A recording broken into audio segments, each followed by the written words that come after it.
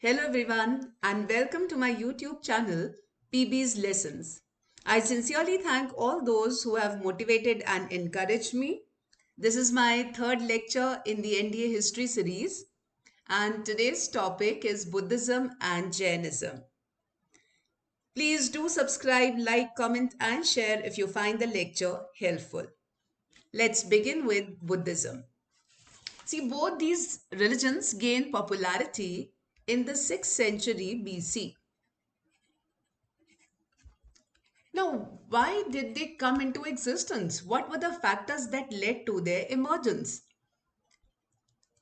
First one, that people were unhappy with some rigid practices of Brahmanism. So it was a kind of reaction against practices like caste system, reaction against rigid practices. Then people were attracted by the teachings of these religions because they were basically based on love, compassion, and non-violence. And then the messages were delivered in the languages of the people. That is, they were given in the vernaculars, so the ideas could be easily comprehended by the masses. Now, I'll begin with the birth of Lord Buddha. So, Buddha was born in 563 BC. 563 BC. And where was he born? He was born in the Lumbini Grove. In the Lumbini Grove, where in Kapilvastu, which is on Indo-Nepal border. And he belonged to the Shakya Kshatriya clan. He was from a Gansang, that is Sakya Republic. His father was Suddhodhan. Mother was Maya Devi. But actually she died in childbirth and so he was brought up by his aunt Prajapati Gautami. So considered as his foster mother, Prajapati Gautami. His wife was Yashodhara and son was Rahul.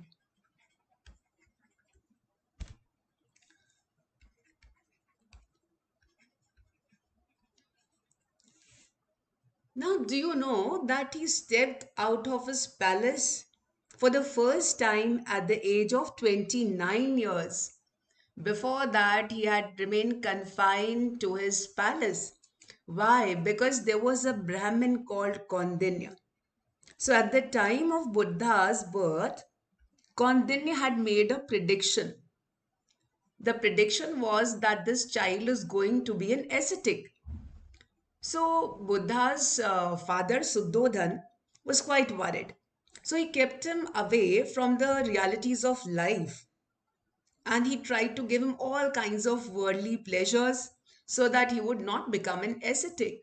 So it was at the age of 29 that he stepped out of the palace for the first time and that was with his sorry, that was with his charioteer Channa.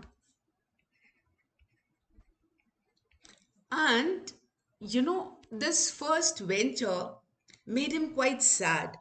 There were four things that changed the course of his life. So, what were those four sights? First, he saw an old man, and then he saw a sick person. A sick person. After that, he saw a dead body, and then an ascetic who was meditating.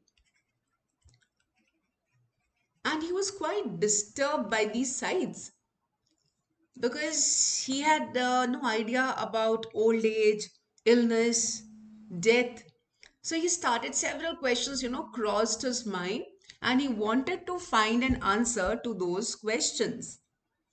So he came back to the palace, but then those, whatever he had seen, did not leave him.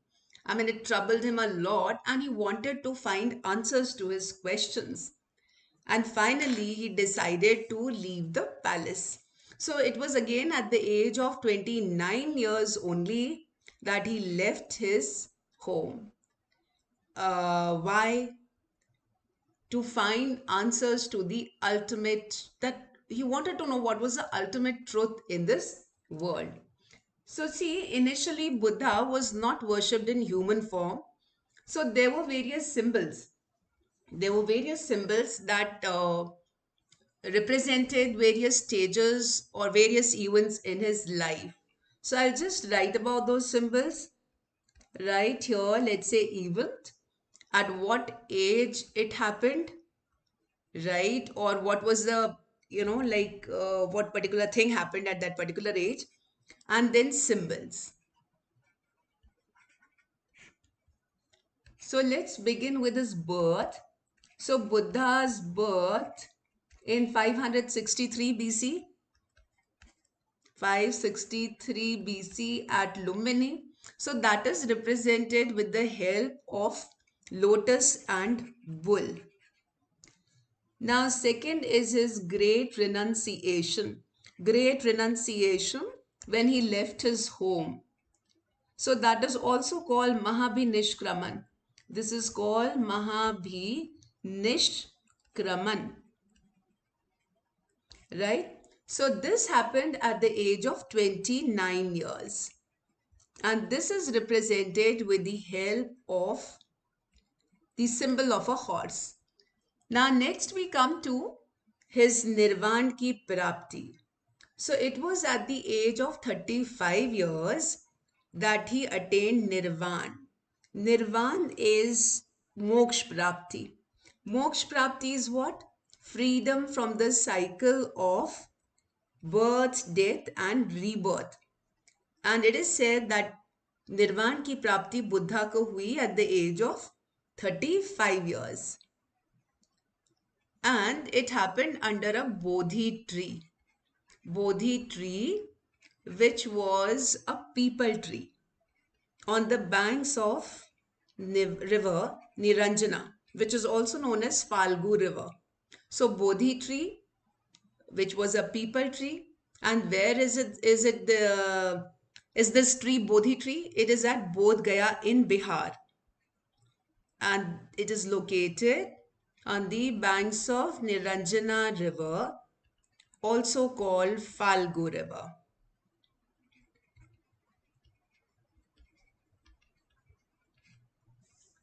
Then we come to his first sermon. His first sermon was delivered where? At the deer park in Sarnath, which is near Varanasi in Uttar Pradesh. So this happened at Sarnath near Varanasi, and this is represented with the help of a Dharma Chakra.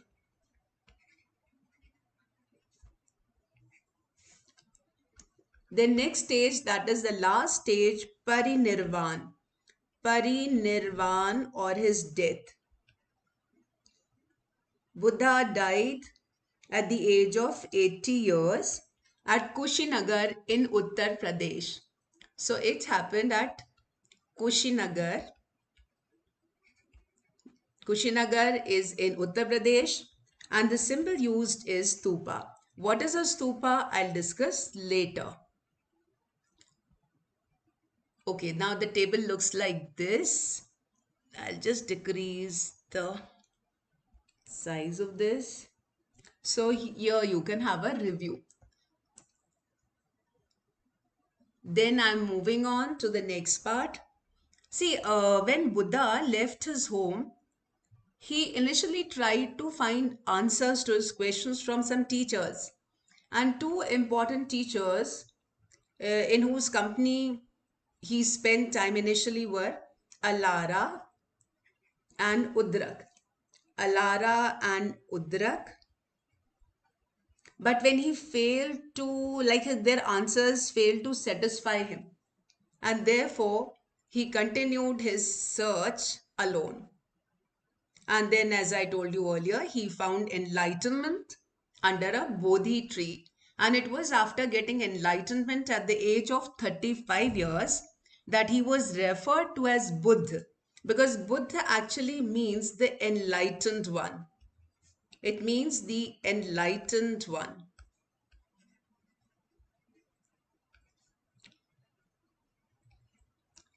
Now let's come to his main teachings. So Buddha always laid emphasis on the middle path.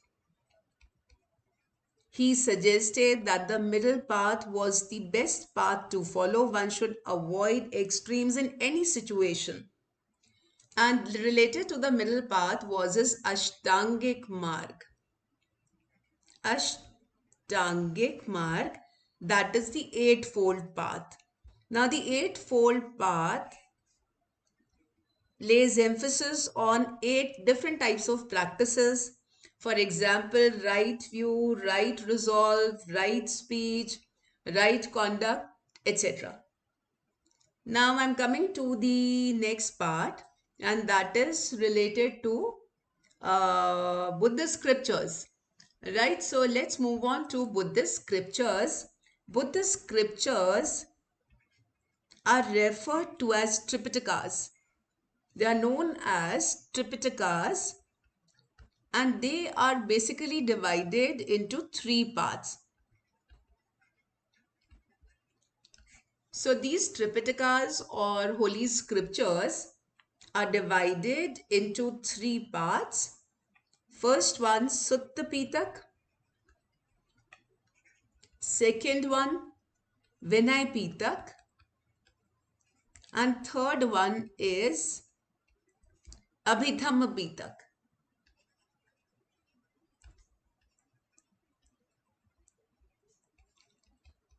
Now, Sutta Pitak contains the sayings or religious discourses of Buddha.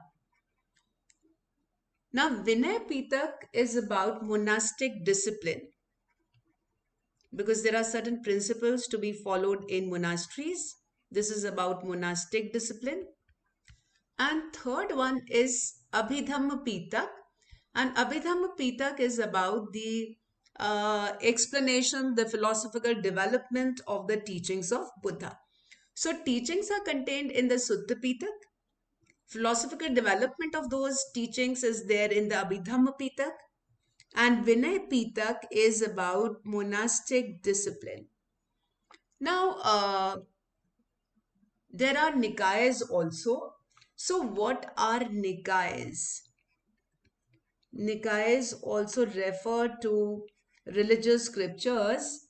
Actually, Nikayas are the 5 major divisions of the Sutta Pitak. The 5 major divisions of the Sutta Pitak are referred to as Nikayas. Then next I'm coming to the Buddhist councils. Yes, before the Buddhist councils, I would like to tell you 2, 3, philosophical teachings of Buddha. Like he neither accepts the existence or the non-existence of God. Neither accepts nor rejects the existence of God. He did not believe in the existence of soul, and Buddha believed in the doctrine of karma. That is, the deeds of a person determine the state of his life. Then I'll come to the Buddhist councils. See, Buddhist councils happened because some of the rulers, they patronized Buddhism. Now, some of the famous rulers who patronized Buddhism were King Prasenajit of Kosal, King Prasenajit of Kosal, Bimbisar and his son Ajatshatru of Magad, Bimbisar and son Ajatshatru from the Haryang dynasty of Magad. Then the great ruler Samrat Ashok from the Mauryan dynasty. He adopted Buddhism. And later, Kanishk and Harshvardhan also became followers of Buddhism. The Kushan ruler Kanishk and Harshvardhan of the Pushyabhuti or Vardhan dynasty, right? So Harshvardhan also adopted Buddhism. Then I was discussing the Buddhist councils. Okay, let me start the Buddhist councils. So mainly there were four Buddhist councils. Now these Buddhist councils are very important because the Buddhist scripture was compiled. Then many other decisions were taken in these Buddhist councils. So I'll just write it under separate headings: place and year. Then second, who presided over the council. And third, what was the purpose and outcome of the council. Right? So let's begin with the first Buddhist council. So first Buddhist council was organized in the year 483 BC, and it was held at Sattapani near Rajgriha. Rajgriha or Rajgir was the capital of Magad before Patliputra. So first Buddhist council was held at Sattapani near Rajgriha in 483 BC. It was presided over by Mahakasap Upali. Mahakasap Upali, a Buddhist scholar, and at this time the ruler was Ajatashatru. So it was patronized by Ajatashatru. Now, what was the main outcome of this council? The main outcome was the settlement of the Sutta and the Vinay Pitak. Settlement means that what all should be included, because they were being orally transmitted from one generation to the next. So finally, they wanted to settle. There were controversies also. So Sutta Pitak, it was compiled by Anand, and Vinay Pitak by Upali. Sutta Pitak, as I told you, contained the discourses, teachings of Buddha, and Vinay Pitak was about the monastic discipline. So they were compiled by Anand and Upali respectively. Right. Then I'm coming to the second Buddhist council, and the second Buddhist council was held in the year 383 BC, that is 100 years after the first one. The second one happened at Vaishali. Vaishali in Bihar. So that was in the year 383 BC. It was presided over by Sabkami, and the patron at this time was Kalashok. And please remember that Kalashok was different from Ashok. Kalashok was a ruler from the Shishunag dynasty, whereas Ashok was from the Mauryan dynasty. Now, the main achievements of the second Buddhist council, see, basically it was held to decide the controversy among the Vajji monks. So now there were differences of opinion, there were controversies. So basically the idea was to settle controversies among these Vajji monks. Now here there was a division of the Buddhist Sangh into the orthodox Stharvavadins or Theravadins. Theravadins. Right? So Theravadins and the unorthodox Mahasanghikas. Mahasanghikas. Basically, there were two main factions, Hinayan and Mahayan, but that happened later. That was in the fourth Buddhist council. So here also there were divisions, right? So those two divisions in the Buddhist Sangh were One was considered as more orthodox, which was referred to as Theravadins, and the other faction was of the Mahasanghikas. So they got divided into these two in the second Buddhist council. They were smaller factions. Now let's come to the third Buddhist council. The third Buddhist council, which was held at Patliputra. This was held at Patliputra, and it was in the year 200 or around, we can say, 250 BC. It was presided over by Mogaliputta Tissa. Mogaliputta Tissa, and the ruler at this time was Ashoka. And what were the main achievements of this? Again, they wanted to settle the controversies because there were various rival factions. Then, one important achievement of this was the final compilation of the Tripitakas. As I told you earlier, their religious scriptures are referred to as Tripitakas. So, final compilation, Tripitakas included Sutta Pitak, Vinay Pitak, and Abhidhamma Pitak, as has been discussed earlier.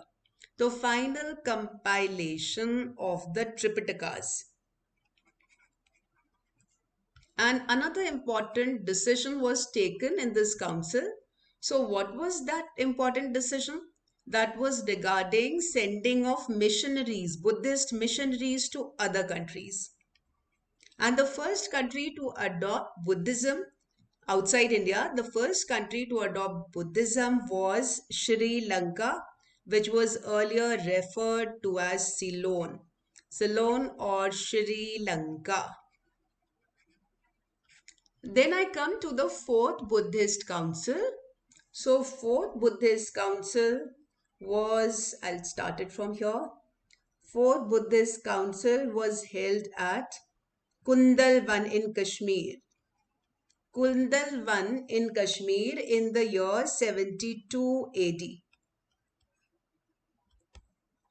And it was presided over by Vasumitra, who was assisted or held by Ashwaghosh.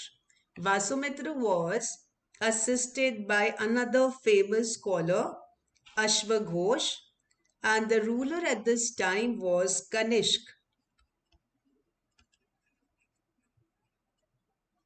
Now, what were the main outcomes of the fourth Buddhist council? The main outcomes here, see, first thing was that two major divisions arose in Buddhism, right? And those two major divisions were Mahayana and Hinayan. They were like some who referred to themselves as reformers. So they used the word Mahayana for themselves. Mahayana means greater vehicle. Maha plus Yan. So Mahayana, the new faction of reformers was called Mahayana, that is greater vehicle. And the earlier faction, which was like more orthodox, believed in the old practices, they were called Hinayan or lesser vehicle. Another important outcome of this council was that the Buddhist scriptures were now translated into Sanskrit, because earlier they were written in Pali. Buddha used the language of the people, that is Pali. So Pali was a form of Prakrit. So Prakrit was a vernacular language. So now from Prakrit, they started translating their texts into the classical language, that is Sanskrit. Now I'll try to show you the entire table here. So it looks like this. Just a minute. Here.